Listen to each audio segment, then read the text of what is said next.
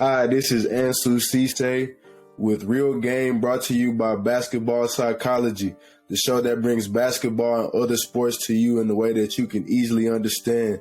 I'm here with CG and Micah, and today we have our fourth key to building a confident mindset, which is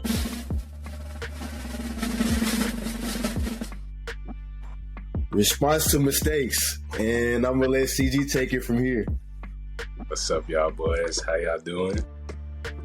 What's up? Good, man. It's football season. I had to support my team. You feel me? Okay. I gotta get me some football gear. We winning the division this year, though. Yeah, That's a fact. Who is we? But yeah, bring this. Eagles. No way. Building a confident mindset. It's all about how you respond to mistakes, because mistakes, don't happen throughout life and throughout sports, but it's all about how you respond to it. That's what really matters, and that's a true judge of your character. When you have or do a mistake, it's very important to have a short-term memory in reaction to the mistake that you make, because if you sit there and dwell on the mistake can overwhelm you. Definitely.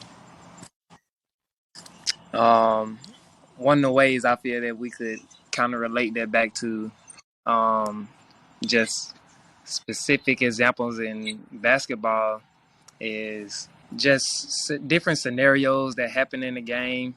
There's always going to be disappointments, like smaller disappointments. Let's just say that you end up giving up a back door or something like that, and everybody's looking at you like, we went over that in practice type thing. And a lot of kids and young athletes, what they would tend to do is kind of sit and dwell on it here and there. And we all know that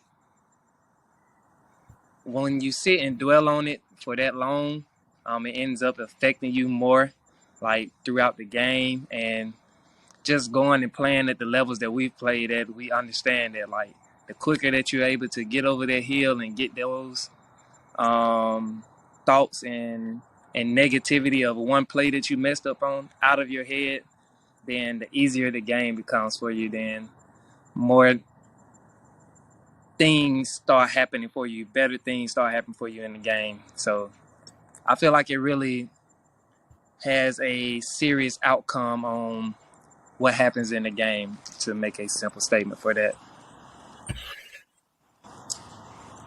To further go with that, I have a personal example. So this is my first year at a 4-year. I'm coming straight out of junior college, so it's a little different for me. And it's like our first it's like a round robin tournament. And I get in the game, I get the ball late shot clock, and it's like 2 seconds left. So I shoot a jumper, and it fell a little short. And it's a timeout like right after. And coach, and when we get to the bench, he's just chewing me out. He's like, why'd you take that shot? You should have drove it, and sat me down. So just in that situation, I feel like as a player, there are many emotions that could go through your head, and just knowing that the one that you choose can impact the way that you play the rest of the game. You have to have a short-term memory, because if you just dwell on that one mistake that you made, or your coach taking you out, then when you get back in the game, you're going to be thinking about that mistake instead of just playing the game the right way and helping your team win. That's a fact. That's definitely a fact. I can relate to that, actually. This past year when I was playing, there was one of our games. I started the first half probably about over 2 turnovers. Coach sat me out. He threw whole 9 yards.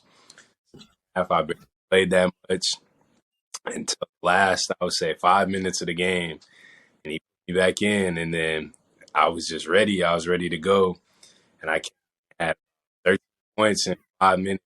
And I hit the game-winning 3-point shot to put us ahead. And so, just the moral of that story is, I could have let my first half mistakes.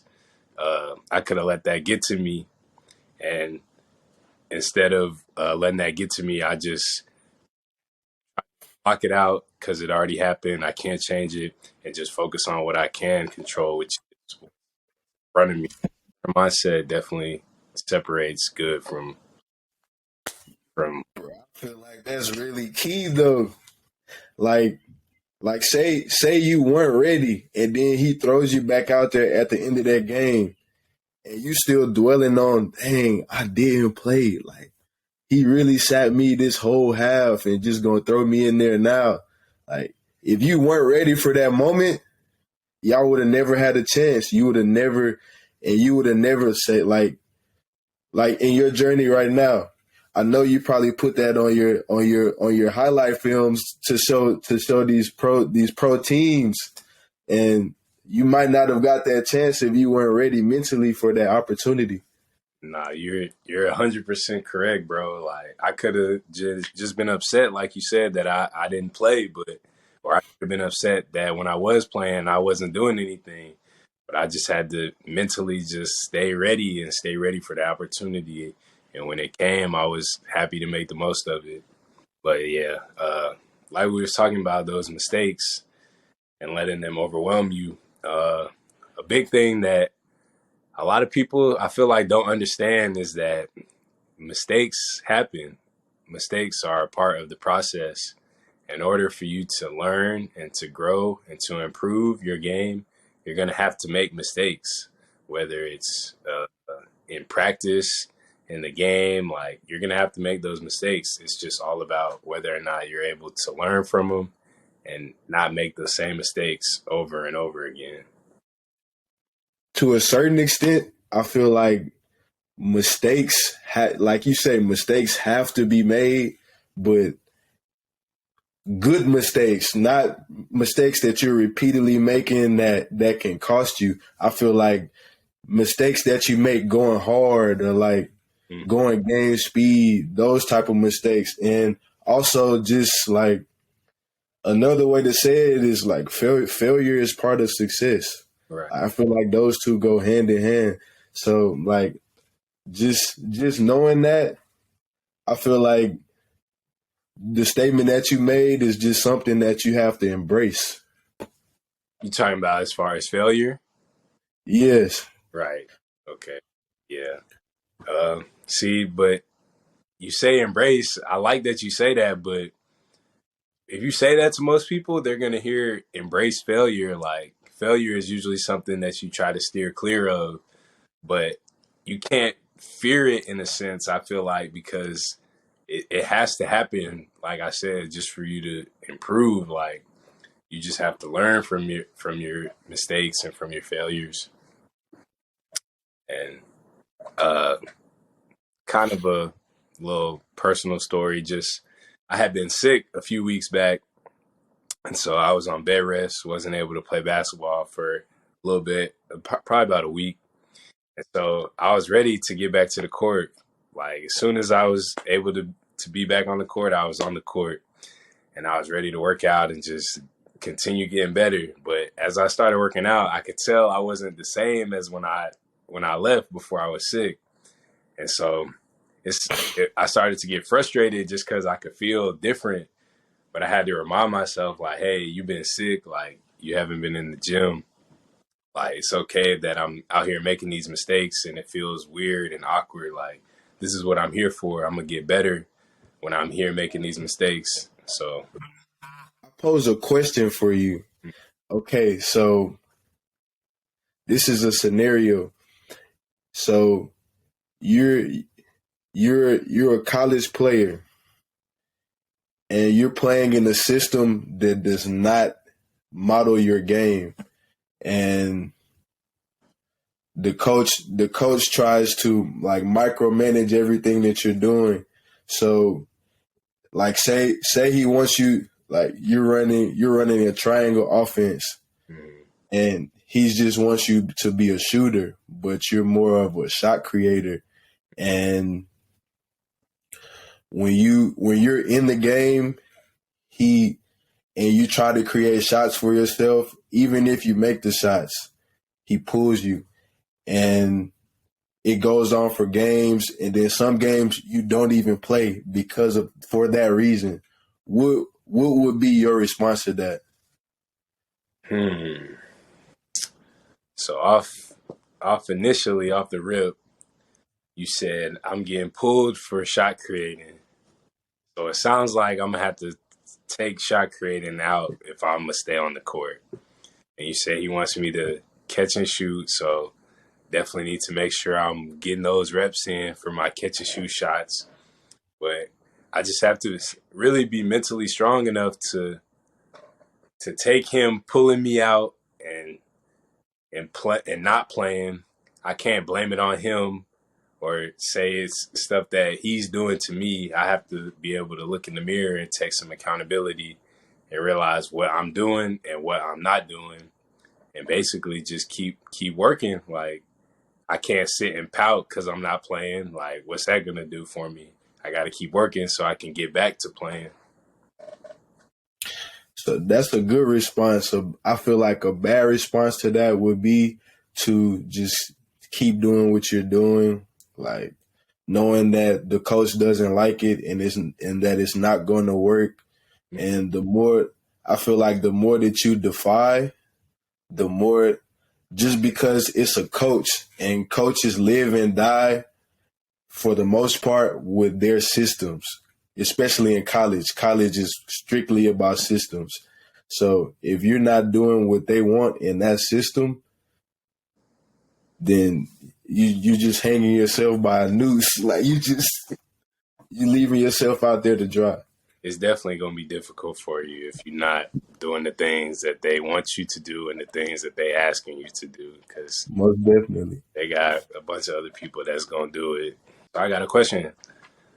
So let's say you and another teammate have a disagreement that happens in the game, and it causes just conflict. Like y'all seeing two different sides of it, and it goes back to the timeout. What would a negative response look like between you and your teammate, and then what would a positive response look like? A negative response would be like some of the things that you see in the media that they show of these NBA players. A negative response would probably be to continue arguing and just maybe even end up in a fight, or at least an altercation where people are pushing each other and not seeing eye to eye. But a positive response, being a leader, would be to like try to come to your teammate in a respectful manner and just see eye to eye with them so that y'all both can go out there, because y'all are out there for a reason. So that you can both go out there and be on one accord and win that game. I like what you said about one accord, because I think a lot of the times the negative response happens because they're so fixated and focused on the mistake that happened that's causing them to be conflict, when really they should be focusing on what we need to do, which is win the game, or like get this next stop, run this next play, make this right. A lot of players, when arguments come, they get caught in that fight or flight and just put their guard up. Right. When in actuality, it's your teammate, bro. And if y'all are really teammates, everything that they're telling you isn't to hurt you. It's constructive criticism, and you should be able to dialogue that back and forth. I agree. They're just there to help you. Yeah. It's especially like they're like at the end of the day, it's like an extension of the coach. Like everybody should be able to just back and forth and That's how it is with good teams. Everybody holds each other accountable. Right. I feel like Sounds like we right back to that word accountability. facts. Big thing. But man, that's look like that's all we got for this episode on Man, I got some NBA news. hey, go ahead. Man, I seen earlier today. You know that Gobert is already gone from Utah. Now Donovan Mitchell got traded to the Cleveland Cavaliers. How do you feel about that? I did in fact see the trade as well, so I seen all the details. I like it for Cleveland. They get another All-Star. I mean, they already got Darius Garland, Jared Allen, so they got some pieces over there. They can make something shake. I think I need to see it before I can really comment on it. But what are your thoughts about it?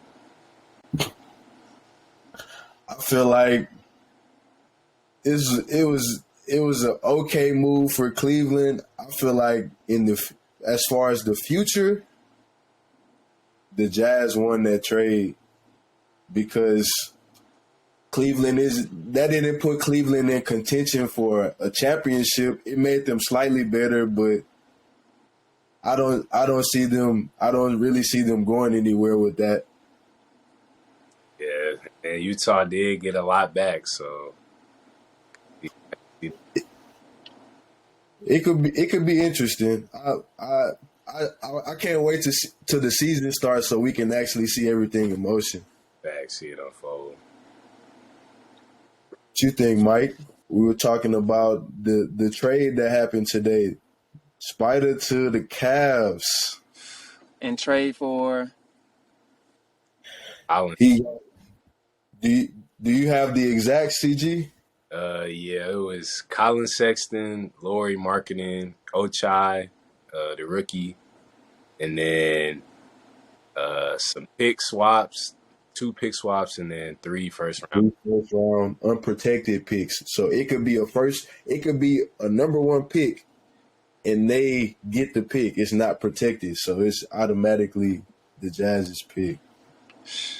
I feel like they won that trade.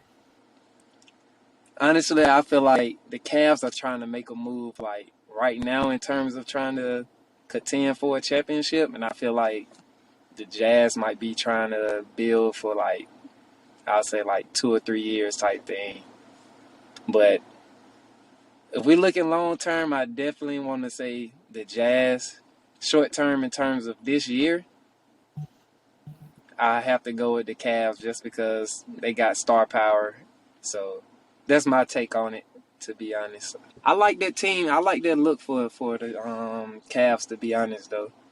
How far do you think that they'll be able to kind of take it in terms of this year?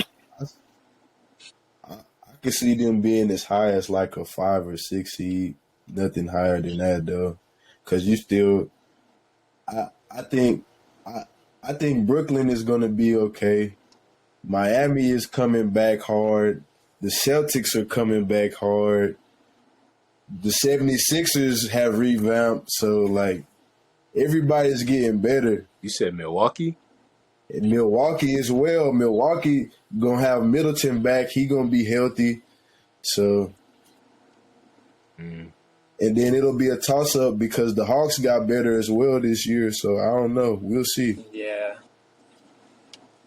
I don't know. I won't push the Cavs out of there right now. I have to kind of like see them first, but I think they might have a chance, to be honest. I ain't gonna say in terms of like winning a ship like that. I ain't gonna throw that out there, but in terms, Why not? nah. Cavs and Hot take. yeah, Cavs and 6. Cavs and 6. Cavs and 6. I don't know about that one. That's a little far fetched right now, bro. Why not, bro? So you don't think they can beat the Warriors in the series? Or I Cavs believe that they're just trying to basically get the tallest, They're trying to get the biggest, strongest, fastest team that they can possibly get, bro. And I like the scheme that they're taking, but it's like in terms of skill and how those guys are going to be able to play with each other is the biggest. I feel like that's the biggest answer that has to be made in a sense. That's the biggest question that has to be answered. So It's gonna be interesting. definitely, Yeah. that length is definitely scary though. Like you're See going to nothing have at the Donovan rim. Mitchell at the 1. And He's going to be at the 2. It's Oh, I forgot they got Garland. Yeah, I like the Cavs. Yeah, Garland. yeah, I like the Cavs a lot, bro. DG is over there at point. With Magic say, hee hee. Hey, I'm excited to see him play. I'm just say that much. I'm not gonna go all the way there with it, but I'm excited to see them play. What y'all got in terms of Ben Simmons with him returning to the court? Expectations. I expect him to be an NBA level defender for one. I felt like that's the thing that he brings to the team. And hang his hat on that at the very minimum. I feel like it'll be a good compliment. I feel like he gonna be an elite defender. He was working with my boy. Was it Corver, Corver? yeah, He was working with Corver for a little bit. So he might have developed the 3-ball if he come out shooting 40 this year. Oh, 40. You 40? Nah, but hey, I mean, don't sleep on I ain't him, gonna bro. say it's impossible, but sheesh. Okay, Curry. He can have a turnaround year. I'm looking to see him at least take the 3-ball this year, but because especially in that offense, like it's a pretty free flowing offense. Yeah. Other than when Kyrie and KD have the ball because it's going up. Yeah. But I'm looking for Ben to just be an athlete, bro. Just be a all NBA defender and get on that rim when he can. I need that. get out in transition. I need him on that rim. If he on that rim, he gonna be successful. If he not, and he not being aggressive, he gonna look trash. Simple as that. Nah, it is as simple as that. Give or take. You know what I'm saying?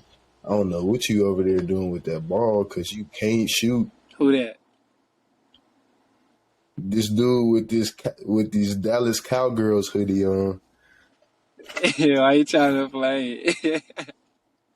The Cowgirls. I know he's not talking to me. We gonna have to get some I words shot. in. Huh? I said we I shot 4. The ones? facts. You say you shot 40? This year, facts. Oh, that's different. Nah, he did. That's definitely He did shoot 40. different. That's He different. shot 40. Hey, 40 is 40. No cap. Facts. I ain't never seen CG. He was letting that mug fly. Yes, sir. Pose. Mike,